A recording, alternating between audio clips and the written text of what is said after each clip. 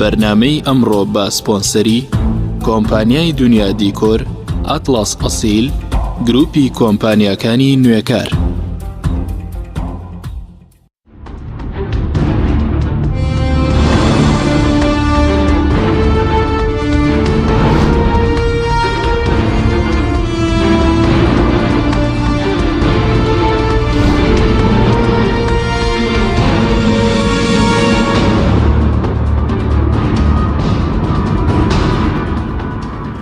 بەناوی خوای گەورە، سڵاوتان لێبێت بەڕێزان. دانیشتوانی کورد لە ناوچە کوردستانیا دابڕێنراوەکان لە بارودۆخێکی خراپدان. لە ئێستاشدا ململانەی حیزبی بەردەوامە و تاکو ئێستا لایەنە کوردەکان نەیانتوانیوە لەسەر پارێزگارێکی نوێ بۆ شاری کەرکووک ڕێک بکەون. بە میواندارێک لە بەڕێزان لە ستۆدیۆی سەرگی حەسەن بارام شارەزای لە کاروباری ناوچە دابڕێنراوەکان لە چەمچەماڵیشەوە ڕێباز سابیر بەرپرسی مەڵبەندی کەرکووکی کۆمەڵی ئیسلامی تاوتوی ئەم پرسە دەکەین. سەرەتا ڕاپۆرتێک دەبینین. دۆخی کورد لە ناوچە کوردستانیا دابڕێنراوەکان لە بارێکی خراپدایە و ڕووداوەکانی 16 ئۆکتۆبەری یەکلاکردنەوەی چارەنووسی ئەو ناوچانەی دواخست. نەخوێندنەوەی دۆخی هەستیاری ناوچە کوردستانیا دابڕێنراوەکان و ئەنجامدانی ڕیفراندۆم لەلایەن ئەنجومەنی باڵای ڕیفراندۆم وای کرد کورد لە سەدا 51 خاکی باشووری کوردستان لە ناوچە کوردستانیە دابڕێنراوەکانی پارێزگای کەرکووک و نەینەوە و سەلاحەدین و دیالە لەدەست بدات. سەرەڕای ئەو نەهامەتیانەی بەسەر دانیشتوانی کورد لە ناوچە کوردستانیە دابڕێنراوەکان هات، بەڵام تاکو ئێستا ئەندامانی ئەنجومەنی باڵای ڕیفراندۆم و پارتە دەسەڵاتدارەکان داوای لێبوردنیان لە خەڵک نەکردووە، ئامادەش نین دان بە شکستەکەیان دابنێن. لە دەستانی ناوچە کوردستانیە دابڕێنراوەکان کوردی گەڕاندەوە بۆ سەدەی 20 و دووبارە حکوومەتی عێراق دەستی گرتەوە بەسەر ئەو ناوچانەدا. یەکێتی و پارتی لە ماوەی 14 ساڵی ڕابردوودا نەیانتوانی ئیدارەیەکی سەرکەوتووی ئەو ناوچانە بدەن، بەردەوام خەریکی ململانەی حیزبی بوون. بە جۆرێک دوای ڕووداوەکانی 16 ئۆکتۆبەریش واز لە ململانەی حیزبی ناهێنن، تەنانەت لەسەر دانانی پارێزگارێکی کورد بۆ شاری کەرکووک ڕێک ناکەون و ناتوانن کۆبوونەوەی ئەنجومەنی پارێزگای شارەکەش ئەنجام بدەن. دوای ڕووداوەکانی 16 ئۆکتۆبەری ساڵی 2007 و هاتنی سوپای عێراق و حەشتی شەعبی بۆ ناوچە کوردستانیە دابڕێنراوەکان، دانیشتوانی کورد لەو ناوچانە پێشێلکاری جۆرا و جۆریان بەرامبەر ئەنجام دراوە و دەدرێت. بە جۆرێک لە هەندێک ناوچە تاوانی دژە مرۆڤایەتی بەرامبەر کورد ئەنجام دراوە و سەرپێچی کارانیش لێپرسینەوەیان لەگەڵ نەکراوە. دوای زیاتر لە 3 مانگیش تاکو ئێستا دۆخی ناوچە کوردستانیە دابڕێنراوەکان ئاسایی نەکراوەتەوە و ئاوارە کوردەکانی ئەو ناوچانەش نەگەڕێنراونەتەوە. لە ئێستادا چەندین هەوڵ هەیە بۆ ئاساییکردنەوەی دۆخی ئەو ناوچانە. لەوانە یەکێک لە تەوەرە سەرەکیەکانی گفتوگۆی نێوان وەفدی هاوبەشی کۆمەڵ و گۆڕان و هاوپەیمانی و بەرپرسانی باڵای عێراق ئاساییکردنەوەی دۆخی ئەو ناوچانە بوو. لە میانەی سەردانەکەیاندا بۆ لای عەبادی بەڵێنی پێداون ئەو ناوچانە بە هاوبەشی بەڕێوە ببرێن و کار بکرێت بۆ هێورکردنەوەی دۆخی ئەو ناوچانە. لەلایەکترەوە بە هەوڵی پەرلەمانتارانی کورد لە بەغدا پەرلەمانی عێراق لیژنەیەکی پێکهێنا بۆ لێکۆڵینەوە لە ڕووداوەکانی قەزای خورماتوو. لە ئێستادا ئەرکی لایەنە کوردیەکانە کار بۆ ئاساییکردنەوەی دۆخی ناوچە کوردستانیە دابڕێنراوەکان و گەڕانەوەی ئاوارەکان و خێرا پێکهێنانی ئیدارەی هاوبەش بکەن. ئەگەر کاری بە پەلەش بۆ هێورکردنەوەی دۆخی نەو ناوچانە نەکرێت، ڕێژەی بەشداری کورد لە هەڵبژاردنی داهاتووی پەرلەمانی عێراق و ئەنجومەنی پارێزگاکان کەوا بڕیارە لە مانگی 5 ساڵ بەڕێوە بچێت کەم دەبێتەوە. ئەمەش زیان لە داهاتووی کورد لەو ناوچانە دەدات.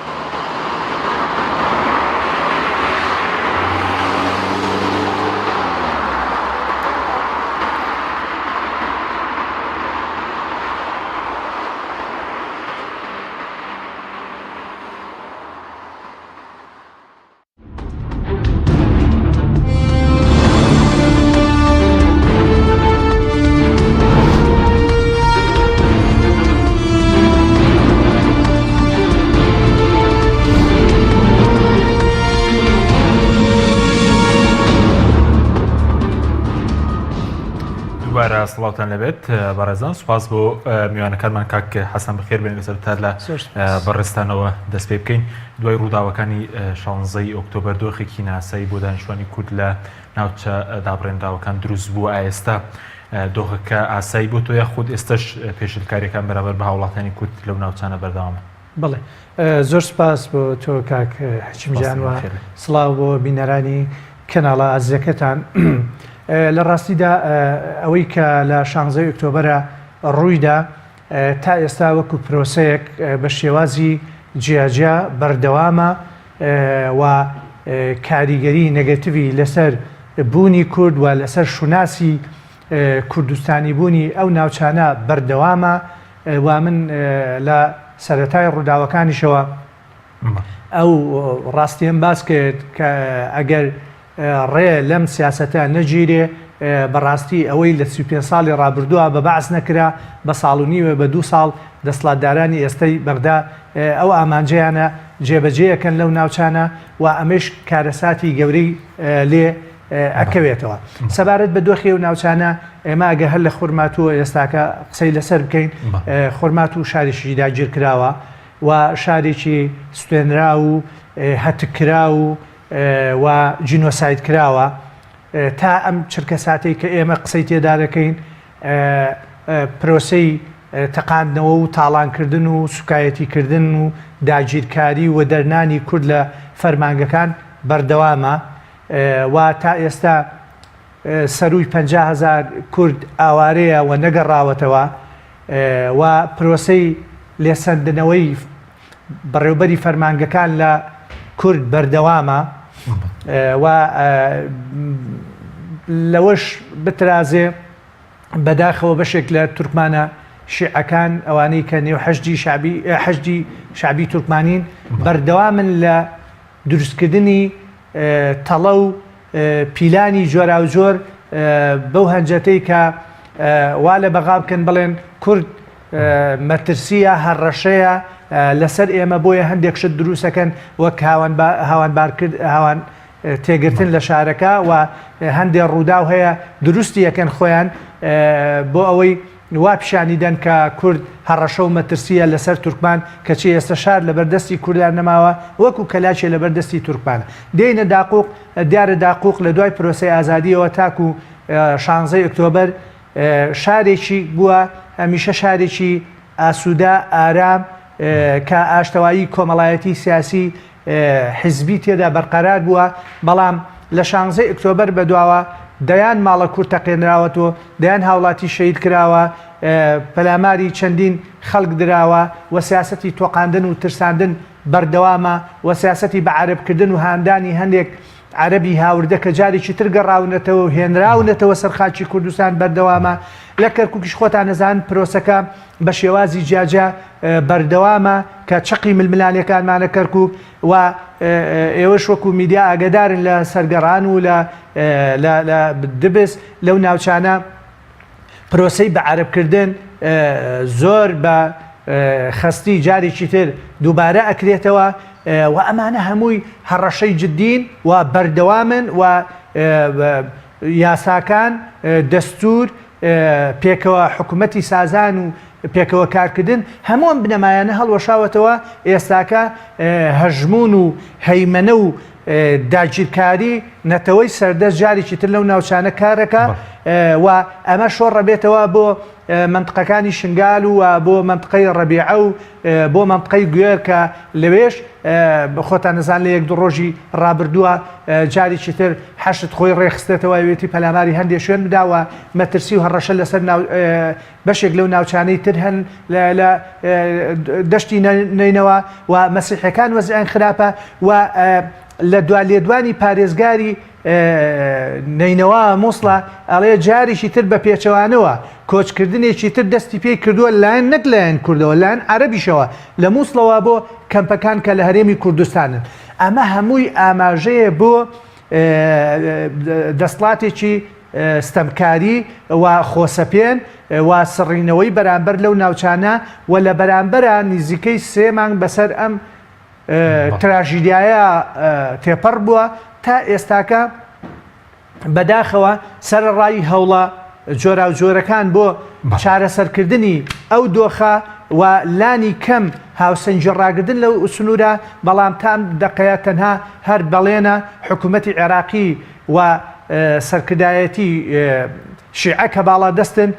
نەهاتوونەتە ژێرباری ئەوە لانی کەم بە دەستور کار بکرێت لەبەرەوەی ئەوان زۆر لە ئێستادا باسی دەستورەکە شانازی بە دەستورەکەن کوردیش ئەڵێ فەرمونون لەسەر بنەمای دەستور وەرن با حکمی ئەو ناوچانەی کە لە دەرەوەی هەرێمی کوردستان بەڵام بەداخەوە بە دیدی من بە پێی ڕەفتار و کردەوەکانی دەسڵاتدارانی ئێستای عێراق ئەوەی کە ڕوو ئەدا لەوێ سیاسەتی داگیرکاری و سەڕینەوەی بوونی کوردە. سەرکردەکانی کوردیش خۆیان بەشدارین لەو سیاسەتە بۆی هەڵەکانیانەوە؟ دیارە ئەما بێ خوێنەوەیشی تری بۆ بکەین ینی ئەکرێ وای پیشان بین سەرکردەکانی کورد سەرکەوتوو نەبوونە و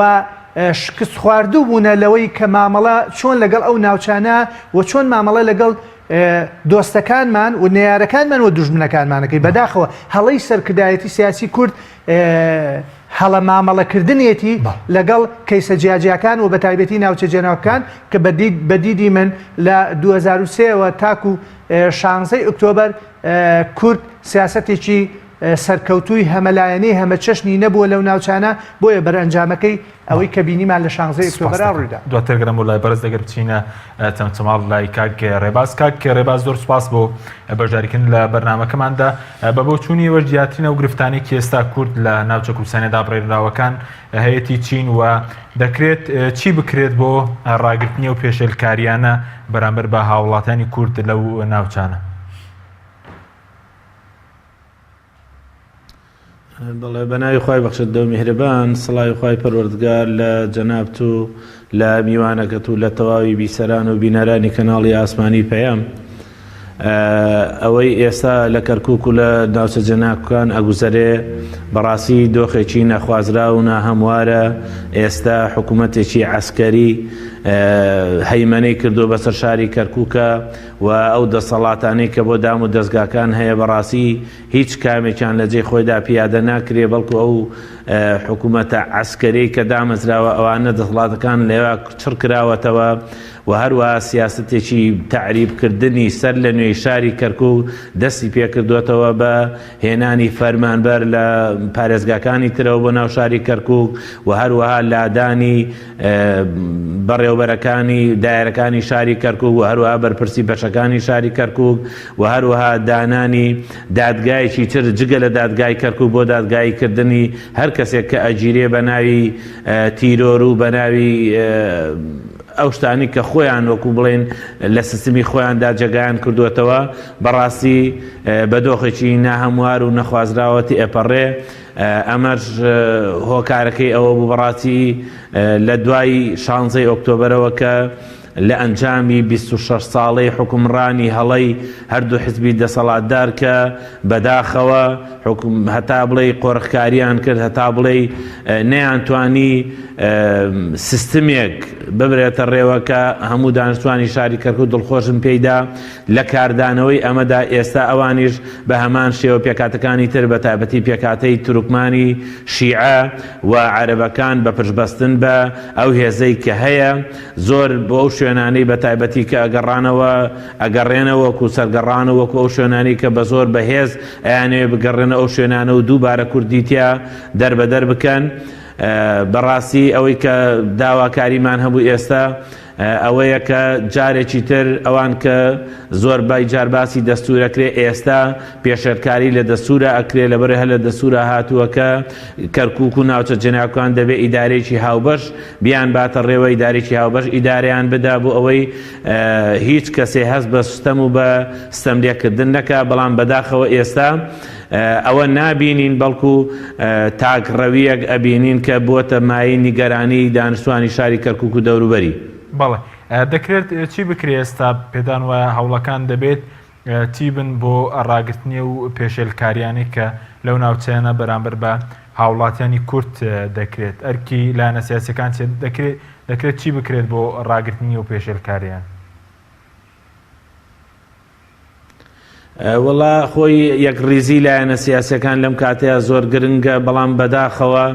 عقليەتی ینی 16 ئۆکتۆمبەر نەبووە دەرسێک نەبووە پندێک بۆ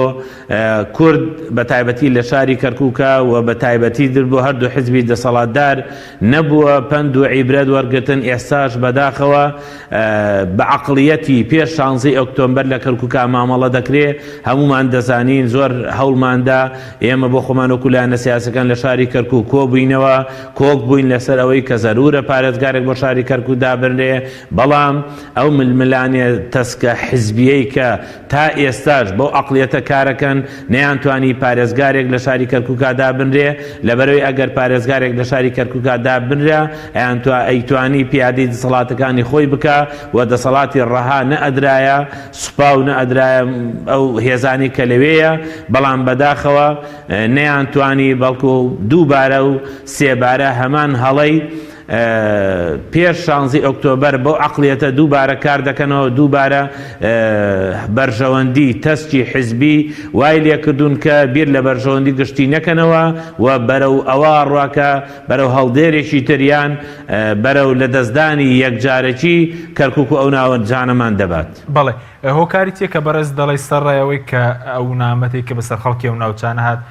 بەڵام تاکو ئێستا مەسەلەن بەتایبەت هێردوو هێزەکە ئامادەنین تەنانەت لەسەر دانانی پارێزگارێکیش ڕێک بکەون. هۆکارەکەی تەنها بەرژەوەندی حیزبی ئەگەر نەتوان لەسەر پارێزگارێک ڕێک بکەون چۆن نتوانن کار بکەن بۆ ڕاگرنی و پێشێلکارێنێک کە بەسەر وڵاتیانی کورد لەو ناوچانە دێت. بەتاکید ئێمە لە ماوەی 26 ساڵی دەسەڵاتی کوردی لەو ناوچانە ئێمە زۆر جار پێش ئەمۆسا لە کۆبنەوەکانە کە دائەنشتین کە قسەمان لەگەڵا ئەکردن ئەمانوت بە تەعین بوون لەسەر کەفاعەت بێ بە هەموو خەڵکەکان بەشدار بن تێیدا بە ڕێگر بین لە تەسکیەی حزبی باچی در خەڵکەکان ینی بە کەفائی خۆیان بە بڕوانامەی خۆیان دابمەزرێن. بەڵام بەداخەوە ئەو دابەشکردنی ففتی بە فتیەی هەموو جمگە و دەسەڵاتەکانی حکوومەتی خۆجێیی و هەموو ئەو پۆستانی کە لە کەرکووکدا هەبوون لە نێوان هەردوو حزبی دەسەڵاتدا وای لێ کردبوون کە تەنانەت ئامادە نەبوون بچووکترین تەنەزول لە یەکیانە بکەن. زۆر جار ئێمە وەکو نمونە ئەیهێنمەوە سەرۆکی زانکۆی کەرکووکمان لەدەست و لەبەر ئەوەی لەبەر ململانەی حزبی نەیانتوانی کەسیان ڕەزامەند نمت بۆ ئەوی کەسیان دەرچێ و هەموو ئەو پۆستانی کە لە شاری کەرکووکە هەبوون ئەگەر بەرپرسەکەی حزبێکیان بۆیە بێگومان جێگرەکەی دەبوو حزبی بەرامبەر بواە. هەموو جمگەکانی دەسەڵاتن بەم شێوە قۆڕخ کردبوو بۆیە ئێستاشی پێوە بێ نەیانتوانی ئێمە زۆر لەگەڵانە دانیشتین زۆر هەوڵماندا زۆر کۆششمان لەگەڵاکردن با پارێزگار دابنرێ باچی در بە عقليەتی پێش 16 ئۆکتۆبەر مامەڵە نەکەین خەڵک بێزارە و لە دەستدانی کەرکووک لە ئارادایە و پێکهاتەکان کەوتونەتە خۆیان و ئەوان هەوڵ و کۆششی زیاترەکەن. بەڵام بەداخەوە هەتا ئێساش نەگەیشتونەتە ئەو ڕادەیە کە هەم پارێزگار دامرێ هەم بە شێوەیەک مامەڵا بکرێکە تەسکیەی حزبی لادەنەلاوە بەرژەوەندی حزبی لادەنەلاوە و تا ئێستاشی پێوە بێ ئەو مامەڵەیە هەر بەردەوامە و ئومێدم قەنەعەتیشمان وایە کە لە داهاتووشدا هەر بەردەوام دەبێت لەبەرەوە ئیلا بە شێوەیەک ئەبێ بەرژەوەندی کورد بەرژەوەندی کەرکووک لە بەرچاو بگیرێ کەرکووچیەکان خۆیان ببنە ساحێبی مەسئلەکە خۆیان ببنە چاودێر بەسەر بابەتەکانی خۆیان خۆیان لە وەفدەکانە بەشداری پێ بکرێ. بەڵام بەداخەوە هەموو جارێک پند و ینی وتەیەکەیە لە ناو کەرکووچەکاندا دەڵێ کەرکووچیەکان ئەوەی کە بەرژەوەندی هەیە خەڵکی تر دەیبات و حزبی دەیبا ئەوەی کە نەهامەتی و دووکەڵی نەوت و سرەگرتن لە نەوت و لە ینی بەڕاستین داڕوخانی ئەو شارە ئەکەوێتە سەر هاوڵاتیان نەهامەتەکەی بۆ هاوڵاتیانە. بەڵێ سپاس دەکەم کاک حەسەن بگەڕێم بۆ لای بەڕێزت بۆچی سەرڕای ئەو شکستێکی بەسەر کورد هاتبوون تا ئێستاش ململانەی حیزبی بەردەوامە بۆ نمونە یەکێتی و پارتی تەنە ناتوان لەسەر پارێزگارێکی ژەرەکەون کە ڕەنگە هەندێکیان بازۆگەر پارێزگارێک بۆ کوردان ڕەنگە بتوانێت هەندێک شت بکات بۆ کورد لە بەتایبەتی لە کەرکووک. بەڵێ دیارە ئەو شکستی کە لە 16 ئۆکتۆبەرە یەخەی کوردی گرت هۆکارەکان هەرچی ببن پێم وایە ئەمە یەکەم شکست نییە کە کورد دووچاری ئەبێ لە ڕابردووەسان ئەگەر بە ئێستا دەوترێت تۆ لەگەڵەوەدای کە شکستەکانی پێشوو ڕەنگە هۆکاری دەرەکی بوو بێ بەڵام شکستە بەرزی خۆمان نەبوونە بیان و دروست ئەنجامدانی ڕفراندۆم لەو ناوچانە بیانودان بەرست عێراق بواتنەوە ناوچانە ئەکرێ بڵێن بەشێک لە شکستەکانی ڕابردوومان هۆکارەکەی بە پلەی یەکەم هێزە دەرەکیەکان بوو بێت ئەجا خۆمان بەڵام لە ئەمەی کە لە 16 ئۆکتۆبەرا ڕوویدا بەرئەنجامی سیاسەتی هەڵەی خۆمان بە پلەی یەکەم ئەو جا گوشار و پیلانی دروجیرانی ژیانی هەبێ ئێمە ئەوە نادیدە نەگرین بە حەشد و بە حکوومەتی عێراقی ئەو ناوچانە ناگیرایەوە بەڕاستی ئەگەرە پیلانێکی هەمە چەشن هەرێمایەتی لەگەڵ حکوومەتی عێراقا دژ بە کورد هەبووە لەگەڵ ئەوەیشاکە ڕۆژئاوە بە دیاریکراوی وڵاتە یەکگرتووەکانی ئەمریکاش گڵۆپی سەوزیان هەڵکردەوە بۆی ئەو ناوچانە دووچاری ئەوە بن بەڵام پرسیارە جددیەکە ئەمەیە یعنی تاکەی نەتەوەی ئێمە چاوەڕوان بێت لەسەر دەستی سیاسی شکست خواردۆکانی بەردەوام دووچاری تراژیدیا و دووچاری کارەسات و کاولکاری بێ یعنی دەکرێت ئێمە لە ناو هەزاری سێماین لانی کەم 100 ساڵە گەلی ئێمە باجی هەڵەی سیاسەکانە داتەوە یعنی بەڕاستی بۆ ئەوەی ئەم هەڵانە دووبارە نەبنەوە بۆ ئەوەی کورد بچێتە قۆناغی چیتە لە خەبات و تێکۆشانی خۆی پێویستی بە سەرکردەی نوێ و بە دەموچاوی تازە و بە خەڵکی ئەوە هەیە کە ئەوەندە دووچاری شکست دەمێ یعنی تۆ دیقەت لە دنیا هەر کەسایەتیەکی سیاسی کە دووچاری بچووکتری شکستە بێت لە دنیای پێشکەوتووە یەکسەر دەست لە کارە کێشێتەوە کەچی ئێمە نەک شکستی بچووک گەلی خۆمانمان دووچاری دەیان کارەسات کردووەتەوە خوێن لە جەستەی نیشتمانی ئێمە و خەڵکی ئێمە دەچۆڕێ وەکەوەی لە راپۆرتەکەتان هات دەبووە کارکتەرە سەرەکیەکانی ڕیفراندۆم یان ئەوانەی کە بەرپرسن لەو سیاسەتە هەڵەیە کە لە ڕابردووە پەیڕەویان کردووە کە ئەنجام ئەوەی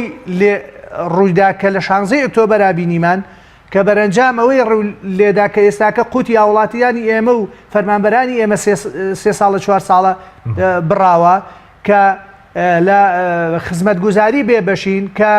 هەرێم لە بری ئەوەی گەورەتر بێ و بەهێزتر بێ بچووکتر و لاوازتر بووە ئەمە بەرهەنجامی ئەو سیاسەتە هەڵەیە کە بەشێک لە سەرکردە و هێزە سیاسەکان کاریان لەسەری کردووە بۆیە زەمەنەمانی تێپەڕاندووە ئەگەر ئەم کارکتەرانە بەردەوام بن لە پراکتیزەکردنی ئەم جۆرە سیاسەتانە من دڵنیام و گەلی خۆشمان هۆشدارەکەینەوە لەسەر دەستی ئەم جۆرە لە بیرکردنەوە و ئەم جۆرە لە سەرکردە و ئەم جۆرە لە هێزانە بە دڵنیایەوە لە ئایندەشتا ئێمە دووچاری شکست ئەبینەوە چونکە ئەزمون وامان پێ ئەڵێ ئەزمموی 100 ساڵی ڕابردوو من نازانم ینی هێزی سیاسی 50 ساڵە شکست لە دوای شکست خۆ ئەبێ محەتەیەکە بێت ئەم هێزە ئیتر بەس بێت و ئیتر بەس بێ لە پێڕەوکردنی هەڵە خۆ دوجار خۆیان باجەکەی نادەن و خەڵکی ئێمە داوانی انجمنی باڵای ڕفراون دەستیان لە کارکەشۆداولو بدێن لە خەڵکی کوردستان کە لە بەرەمبەر و نامەتی بەسەر خەڵکی ناوچانەدات لانی کەم دەبواە پرێسکۆنفرانسێکیان بەستایە بۆیان ڕوون بکردنایەت و چێ بەرپرسە لەوە و ئەگەر ئێمە بەڕاستی دەرکەوت ینی خەڵکی خۆمانیان لە خشتە بردبوو بەوەی کە هێزێکی دەرەکی لە پشتی پرۆسی ڕیفراندۆمەوەیە بەڵام دەرکەوت کەس لە پشتمانەوە نییە و گەیانمانی ئەم چارەنووسەی کە ئێستا ئەیبینی لە 150 خاچی هەرێمی کوردستان ڕۆیشتووە و مەترسی لەسەر ئەم بەشەکەشی هەیە لە بجەبڕین لە فەرزکردنی کۆمەڵێ یاسا لە پێشێلکردنی دستور لەسەر چارەنووس و قوت و ژیانی و بژێوی هاوڵاتیانی ئێمە لە هەرێمی کوردستان سپاس دەکەم بەڵێ بینیرانی بەڕێز ناوبڕێکی کورتمانەیە دوای ناوبڕەکە دەگەڕینەوە وڵاتان لەگەڵمان بمێنەوە تۆپ ئارت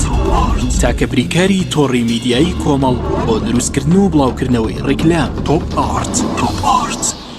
گروپی کۆمپانیەکانی نوێکار بۆ جوانکاری بیناسازی گروپی کۆمپانیەکانی نوێکار لە وەرزێکی نوێی کارکردنیدا هەڵدەستێت بە داشکاندنێکی بەرچاو بۆ سەرجەم مەوادی جوانکاری بیناسازی و پێداویستیەکانی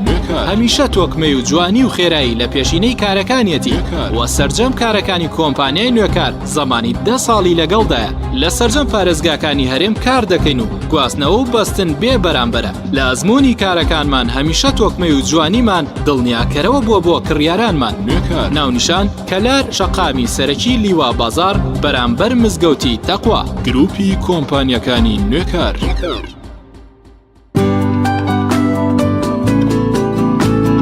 خوانی بەیانیان لەگەڵ شوکۆلاتەی فەرمەند وزەبەخش و شادی هێنەرە. فەرمەند کۆمپانیای دنیا دیکۆر. کۆمپانیای دنیا دیکۆر ئامادەیە بۆ دانانی دیکۆراتی ماڵ و شوێنە گشتی و حکومیەکان. کۆمپانیای دنیا دیکۆر هەڵدەستێت بە دروستکردن و دانانی کەوانتەر و ژووری نووسن و ئۆفیسی گەشت و گوزار و جبسم بۆردی مەغریبی و کاغەزی دیواری ئیتاڵی و تەختەی ئەرزی تورکی و ئەڵمانی و جیاکردنەوەی هۆڵ بە HDF و MDF و داری سروشتی. کۆمپانیای دنیا دیکۆر دنیایەک بۆ دیکۆراتەکانتان. ناونیشان سلێمانی فەرعی یەکەم شەقامی بازنەی مەلیک مەحموود بەرامبەر پارکی مەلیک مەحموود. فەرعی دووەم شەقامی بازنەی مەلیک مەحموود بەرامبەر سۆپەرمارکێتی ئاڵتون. فەرعی سێیەم ناوچەی پیشەسازی یەک بەرامبەر تاقیگەی بیناسازی. کۆمپانیای دنیا دیکۆر. تۆپ ئارت تاکە بریکاری تۆڕی میدیایی کۆمەڵ بۆ دروستکردن و بڵاوکردنەوەی ڕیکلام. تۆپ ئارت.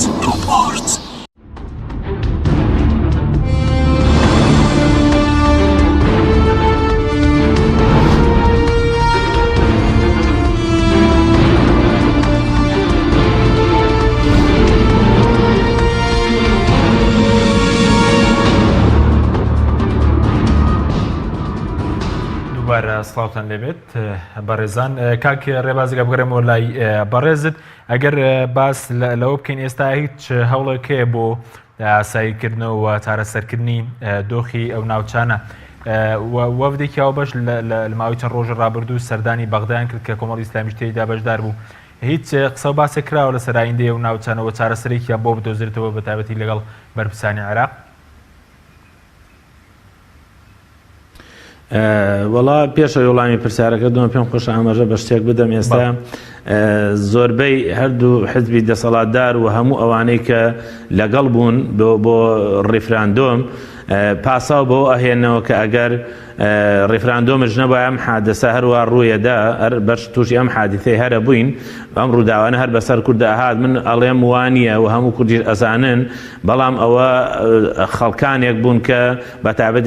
هەردوو حزبی دەسەڵاتدار سواری شەپۆلی عینادی بوون و خۆ بە گەورەزانین و خەڵک بە کەمزانین و حساب بۆ کەس نەکردن ئێمە گیانە ئەو ڕۆژە بەڵێ ئەوە ڕیفراندۆم بوو بۆ ئێمەی بەم دەردەبێت و لە 150 خاچی کوردستانی لەدەستدا هۆکارەکەی بە دەرەجەیەک و سەرەکی ڕیفراندۆم بوو هەموو ئەوانەشی کە لەو ڕیفراندەمە بەشدار بوون بەڕاستی تاوانبارن لەوشدا لانی کەم وەکو ئاماژەی پێدرا دەبوو دەستیان لە کار بکێشایەتەوە یان ئاماژەیان پێدایان دانیان بۆ ڕاستیە بنانە. سەبارەت بە پرسیارەکەشت ئێمە لە ماوەی ڕابردوودا سوپاس بخوا لیژنەیەک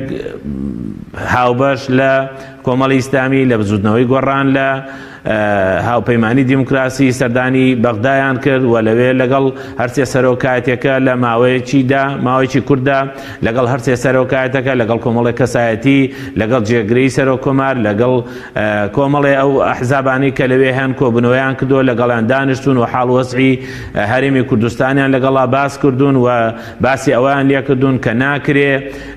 خەڵکی فەرمانبەرانی هەرێمی کوردستان بە هۆکاری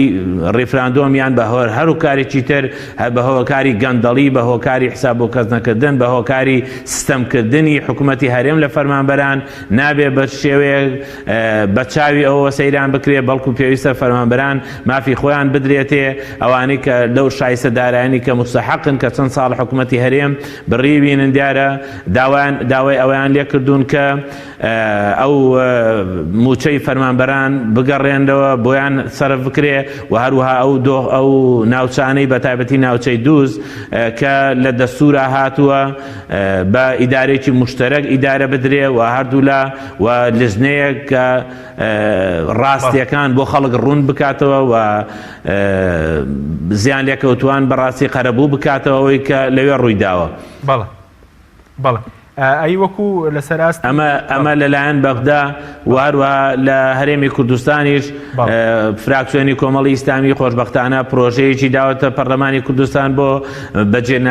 بەجێناسایی ناساندنی هەموو ئەو کارانی کە بە تایبەتی لە شاری دووسا ئەکرێت لە ماڵتەقینەوە لە خەڵک ڕفاندن لە خەڵک کوشتن لە ماڵسووتاندن لە ئەو کاولکاریانی کە ئێستا هەیە خۆشبەختانە ئەوانش پرۆژێکیان داوەتە پەرلەمان کە هەم بەجێناسایی بناسرێت لەلایەن خۆیان و هەم هەوڵ بدرێت لە دنیای دەرەوەش ئەو کارە قێزنوانن کە ئەنجام دراوە بە جینۆساید بناسرێ. بەڵێ ئەگەر بینە سەر چارەسەر ئێستا چارەسەر چییە بۆ دۆخی و ناوچانە دەکرێت چی بکرێت و ینی بۆ ناوچانە دەکرێت ئێمە ناڵێم خۆش دەکرێت ئەم هێزانە بە تایبەتی ئەم هاوپەیمانی کە ئێستا دروست بووە لەبەرەوەی خۆڵمان نەزانین کە بەغدا زۆر جا داکۆچی ئەوەی کرد کە ئێمە لەگەڵ ئەم دەم و چاوانەی کە لە ساڵانی ڕابردووە کردوانێمە لەگەڵیان دانانشین و خۆشبەختانە ئەو وەفدەی کە ڕۆشتو بوون لە ئاسی بەرز پێشوازیان لێکرا زۆر خۆشحاڵ بوون بەو دیتنە و بەڵێنی ئەوەیان بەڵێنی عەبادی بەڵێنی ئەوەی پێداون کە بەدواداچوون بۆ ئەم کارانە بکە کە لیژنەیەک بۆ بەتایبەتی بۆ دووز لیژنەیەک دروست بکرێ و ئەو ڕاستیانە بێتەگۆ و ئەو شتانی نەخوازراوانی نایاسایانەی کە ڕووی داوە نەهێڵدرێ و بڕیاری ئەوشی داوە کە موچەی فەرمانبەران بگەێنێ گرنگ ئەوەیە ئێمە ئەوانەی کە لە هەرێمی کوردستانن درکدان بەو ڕاستی و حەقیقەتەیە بنێن کە جارێکی تر حکوومەتی بەغدا دەیەوێت لەگەڵ مامەڵەیەکی تەندروست لەگەڵ کەسانێکی تەندروست کەسانێک کە پاشکۆیەکی گەندەڵیان نییت کەسانێک کە هەتا ئێستا دژە گەندەڵی بوونە هەتا ئێستا دژی ئەوە بوونە کە فەرمانبەرانی هەورێم چەساونەتەوە ڕوبع موچە و نیوموچە و ڕوبع موچەیان پێدراوە بۆیە ئەکرێت لەگەڵ بەغدایە پەڕێکی نوێ هەڵبدرێتەوە بەڵام کەسانێکی نوێ بە عەقڵیەتێکی نوێ و ئومێدیش ئەەکەم کە هەوڵ بدرێ کە لەم هەڵبژاردنەی کە دێ کەسانێکی نوێ بێنە پێشەوە بتوانن لەگەڵ بەغدا مامەڵێکی تەندروست لەسەر ئەساسی دەستور ئێمە هەر لەگەڵ ئەساسی ئێمە مامەڵی دەستور لەگەڵ بەغدایە بکەین ئەم شێوەیە کە ئێستا لەو ناوچانەیە ئەگوزرێ هیچی دەستوری نین. بەڵێ سوپاس دەکەم دواتر دەگەرم وڵای بەرز کاک حەسەنەگە بگەرم وڵای بەرز چارەسەر چییە بۆ دۆخی ناوچە کوردستانیەکان دەکرێت چی بکرێ یاخودە هۆڵانەی کە هەون هەوڵی سێلانەکە وەفدی دانیشتوانی خورمات و کۆمەڵی وەفدی تریش ڕۆشتون هیچ چارەسەرێک لە ئارادەیە بۆ ناوچانە؟ بەڵێ پێشەوەی وەڵامی ئەو پرسیارە بمەوە یەک دوو تێبینیم هەیە لەسەر قسەکانی برای بەڕێزم کاک ڕێباز سەبارەت بە دەسڵات ئینی خۆی هەمومان لەسەرەوە کۆچین کە بە پلەی یەکەم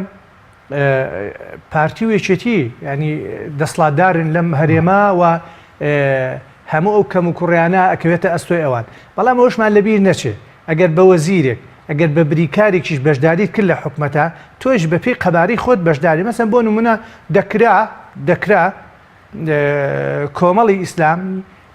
لە کاتی ڕیفراندۆما لەبەر ئەوەی کارێکی هەڵەیە دەکرا لەسەر ئەو هەڵوێستە بکشابایەتەوە لە حکومەت وانە کە نەکشایەوە ئاخر کە کشانەوە دوای ڕووداوەکان هەمووی هەفتەیەک دە ڕۆژێکە کشانێتەوە بۆیە ڕاستە ینی بێویژدانی ئەگەر بڵێ کۆمەڵی ئیسلامی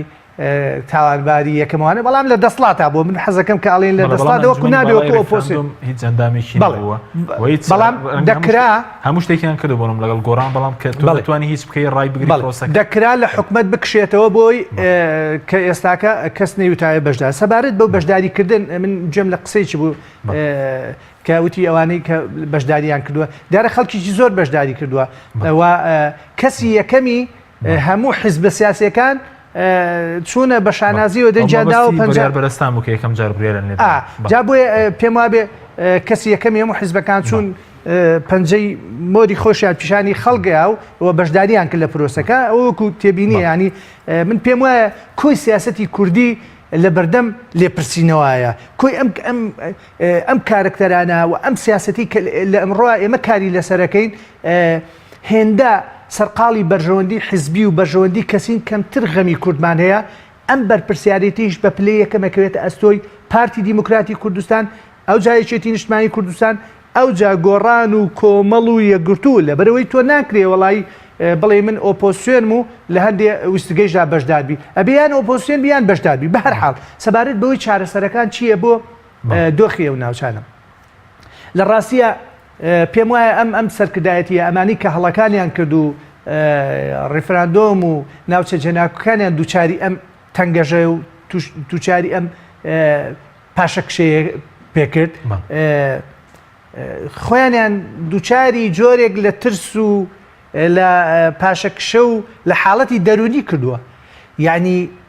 کورد و هێزە سیاسیەکانی کورد و تاچی کورد ئەوەندە بێهێز نییە چۆک دابنا لە بەردەم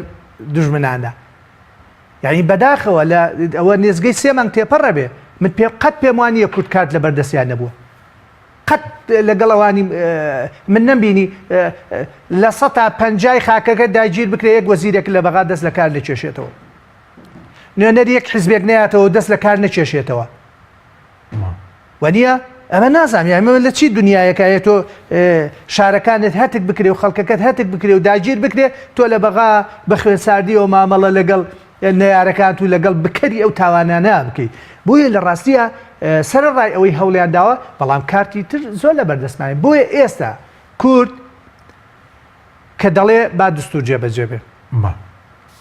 و دیارە پەناش براوە بۆ دەرەوە ئێستا خۆتان نەزان وڵاتە یەکگرتووەکانی ئەمریکا UN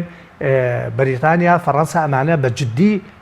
لە هەوڵان بۆەوەی حکوومەتی عێراقی و خودی بەڕێز عەبادی ناچار بکەن لانی کەم وەرە لەسەر ئەساسی دستور مامەڵە بکەین بۆیە ئەمە هەوڵێکی باشە بەڵام دوجار کورد ئەگەر ئەم هەوڵانە بەرئەنجامی نەبوو ئەبێ قسەی خۆی بکات قسەی چی بکات بۆنەوە یەکێک لەو قسانە لە بەغا بکشێتەوە باشە ئێستا چ سوودێکیە کە لە بەغدا بکشێت زۆر سوودیە یعنی تۆ ئەم عێراقا لە دوو بەش پێکاتووە بەشێکی لەم دەوڵەتە فیدرالیە پاشەکشەکە یعنی بەڕاستی من پێم وایە عێراق دووچاری قەیرانەکاتەوە و ئامادەنیە قوتت بدا موچەت بدا خاکت داگیرەکە پەلامارتەدا دەتکوژێ ئەو کاتەوەکەوەی یەک دوو شارەزای بەریتانی لەم ڕۆژانە ئەڵێ هەمووی ئەمەی کە عەبادی ئەیکا لەگەڵ کووردا ئەمە پاساودانە بەدەست کورد بەدوای سربەخۆیی ئەبگەڕێ کە تۆ هەموو دەرگاکانم لێداخەی دستورەکە جێبەجێ ناکەی خاکەکەم داگیرەکەی بوجەکەم ئەبڕی بەڕاستی ئەوەتانێ بە دوای بەدیلێکی تر ئەبگەڕێت پاشان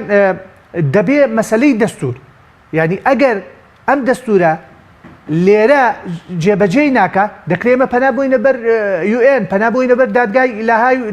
دادگای نێودەوڵەتیەکان بۆی مافەکانمان پێشێ لەکرێت دەسەڵاتداران هەرێمیش دەستور جێبەجێ ناکەن وایە بەغدا ئەخ دەخۆی زەین چۆنی دژە مرۆڤایەتی ئەنجام داوە بەس مەسەلەن سەباس لە کۆمەڵێک دەکاریمیش پێشێلی کرد دەسەڵاتداران هێرێم بڵێن نەک خەڵکەکەی ئەزانیی خۆی کاک حەکیم یعنی سروشتی خەڵکی ڕۆژەڵات وایە کاتێک کە هێز لەبەر دەسیاتە دووچاری حاڵەتی لە خۆباییبوون و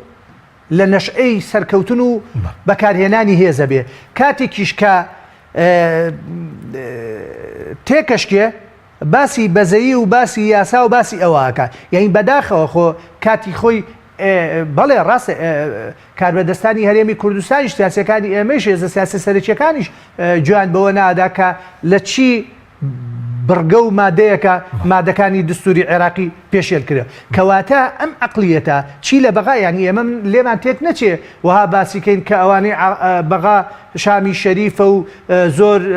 سیاسیشکن کە یاسا و دیموکراسی و ئازادی و بڕایان وێ نەخێر ئەوانش کاتێک دەرفەتیان بۆ ڕێک بکەوێ دژایەتی کورد دەکەن و مافەکانی ئێمە پێشێلەکەن و پەلامارمانەدن یعنی تێدیان نەخواردووە دەسەڵاتدارانی نەتەوەی سەردەست لە خوێنمژینی ئینسانی کورد و لە داگیرکردنی وڵاتی ئێمە بۆیە دەبێ ئێستا کۆمەڵێ دەرگا کراوەتەوە چوونی ئەم وەفدی هەر سێلایەنەکە چوونی وەفدێکی جەماوەری خەڵکی دووس خوورمات و من ئاگاشمەیە لە ئێستادا هەوڵێکەیە کۆبنوویەک لە نێوان قیادی سوپای عێراقی و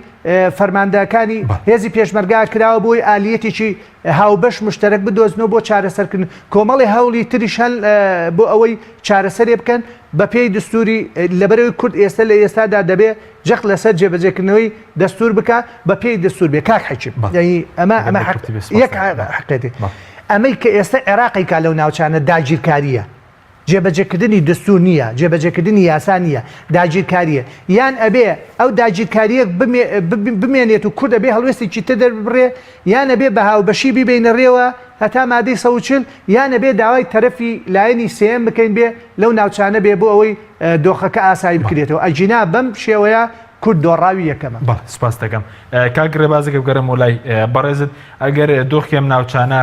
ئاسایی نەکرێتەوە لە هەڵبژاردننی زیک دەبینەوە ئایا کورد لەو منطقانە ئاوارەکان نەگرێتەوە زیانی زۆری بەرناکەوێ و پێگەی ناکەوێتە مەترسی لە داهاتوو لەو ناوچانە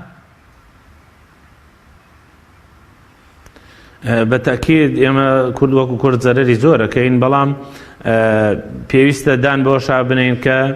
ئەوەی کە من ئاماژەی پێدەم مەڵێم کاکجان هەردوو حزبی دەسەڵات ئێمە پاساومان داوەتە بەغدا ئەم کارانە بکە ئێستا هیچە لە دەسوورە هاتووە خۆ هەموو پاڵاوگانەوتیەکان هەموو سنوورەکان بدرێتەوە دەست حکوومەتی ناوەندی لێەوە سەرپەرشتی بکە بەڵام هەتا ئێستا بیرەنەوت هەیە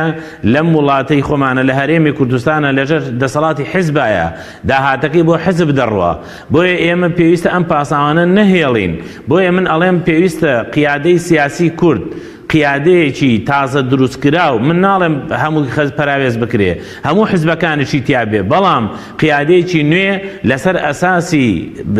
ڕاستیەکان لەسەر ئەساسی هێنانی بەدەستهێنانی بەرژەوەندی بۆ کورد ئەوانە بچن لەگەڵ ناوەندا گفتوگۆ بکەن گفتوگۆیەکی نوێ بکەن خۆ ناوەندیش ناتوانێت لە یاسا دەرچێ وەکو ئاماژەی پێدا کاک حەسەن ئێمە مەسەڵەن کۆمەڵی شتمان بەدەستە کۆمەڵی کارتی فشارمان بەدەستە ئەتوانی لەگەڵەوانە پیادەی بکەین بەڵام وەکوتم ئێمە بەداخەوە کورد لە هەوڵ تا ئاخیر ئەم قیادە سیاسی کورد ئێمەی ینی شەڕی دنیایان پێکردین بەرامبەر داعیش ئەو هەموو ڕۆڵانەمان لە ناو چوون تەفرت و نابوون ئەو هەموو خەڵکانی ئێمە تیاچوون هۆکارەکەی چی بوو هۆکارەکەی بێمە شەڕمان بۆ خەڵکی تر کرد لە تورکیا بگرە لە ئێران بگرە لە هەموو ئەوانەی کورد هاتوێتی بە سیاسەتێکی هەڵە هێناومانە ئێمە لە هەوڵ تا ئاخیر وتمان ئێمە نابێ بەرژەوەندی خۆمان بخینە خۆ ئەمانی کە کراوە بە بەرچاوی ئەمریکا کراوە بە بەرچاوی زلهێزان کراوە بۆ ئێستا نایەتە دەنگ لێی ئێمە هەمومان ئەزانین بەڵام بەداخەوە ئێمە خۆمان شەڕی خەڵکمان کردەوە کاتی کە پێمانیان ئەوت پێشمەرگە شەڕی هەموو دنیا ئاکا زۆر قسانازیمان بەمەوە ئاکرد بەرامبەر بە داعش بەڵام بەداخەوە ئێستا و پێشەکاری بەرامبەر کورد دەکرێت زلهێزاران لەسەر ئێمە نایەنە جواب بۆ هۆکارەکەی ئەو پاساوانەیە بەڕاستی ئێمە هەموو وەک کورد دەڵی هێڵکەی خۆمان قسە سەبەتەی ئەمریکا و قسە سەبەی زلهێزانەوە قسە سەبەتەی هەریەکە و معنی پشتمان داواتەوە بە وڵاتێکی ئیقلیمی ینی دەشاوەڕی ئەوانیشتما بۆ بکەین بۆیە ئەمانە هەمووی وای لێکردین بەم دۆخەیە بردین ئێستاش پێویستە کورد بە یەک ریزی بە هەواڵوێستی ئەتوانی ئەم دۆخە تێپەڕێنێ بەڕاستی ئەم دۆخە ئێمە لە ڕابردووە لە مێژووی کووردا زۆر لەمە گەورەتریشمان بەسەر هاتووە پرۆسی ئەنفال زۆر لەمە گەورەتر بوو ئێمە زۆر تووشی جونۆساید بووین هەڵەبجە کۆمەڵێ شتمان بەسەر هاتووە کارەساتمان بەسەر هاتووە بەڵام سوپاس بۆ خوا ئەو مەرحەلانەمان هەموو تێپەڕان ئەمەش تێ ئەپەڕێنین لەبەرەوەی حکومەتی ناوەندی ناتوانێت دەستور پێشێل بکە ناتوانێت هەموو ئەو شتانی کە بووەتە بنەما بۆ کاری هاوبەش کە لە دەستورە جێگەی کراوەتەوە ناتوانێت ئەو ئەمانە پیادە نەکا بەڵام پێویستەکە ئێمە قیادەیەکی سیاسی سەر لە نوێ دابڕێژێتەوە کە بەرژەوەندیەکانی حزب وەلا برنێکا کە ئێستا خەڵک متمانەی بە قیادە نەماوە تۆ ئەڵێ من شەڕی چیم پێەکەی دیفاعم لەگەڵ بەغایە پێکەی ئێستا خەڵکەڵێ کاتێک کە تۆ شەڕی بەغداکەی لەبەر چییە ناڵێ لەسەر بیرەنەوتەکانە ئێستا بیرەنەوتی وا هەیە لەم وڵاتەیە لەم شەهرێمەی خۆمانە حزب سەرپەرشتیەکە بۆیە بەغا بەمە ناڕازیە ئێمە ئەگەر ئەمانە وەلانین ئەم بەرژەوەندی حزبیانە وەلانین ئەتوانین گفتوگۆیەکی نوێ لەگەڵ بەغدا پیادە بکەین و بەغداش ناتوانێت بەڕاستی لە دەستور پێشێل بکە ئێمە دادگامان هەیە ئەتوانین لە دادگای فیدرالی ئەتوانین لە لاهای لە کۆمەڵە شوێنی تر ئەتوانین سکاڵای خۆمان لەسەر حکومەتی ناوەندی تۆمار بکەین زۆر بە کورتی کاتم نەماوە بۆ کورد زیانی هەیە بۆ هەڵبژاردنەکان ئەو دۆخە زۆر بە کورتی بێت چووکە کاتم نەماوە بەتەکیید هەیەی لە بەرەو کۆمەڵێک کورد لە ئێستا ئیسە نەگەڕاونەتەوە شاری کەرکووک و کۆمەڵێک فەرمانبەری تر وەکوتم لە شارەکانی ترەوە ئەهێنێتە کەرکووک. بەڵێ زۆر سپاس بۆ ڕێباز سابیر بەرپرسی مەڵبەندی کەرکووک کۆمەڵی ئیسلامی کە لە چەمچەماڵەوە لەگەڵ مابوویر و بەڕێز حەسەن بارام شارەزای لە کاروباری ناوچەدا بڕێنەوەکان کە لە سودوی سەرەکی لەگەڵ مام سپاس بۆ بینێرانی بەڕێز خواتان لەگەڵ.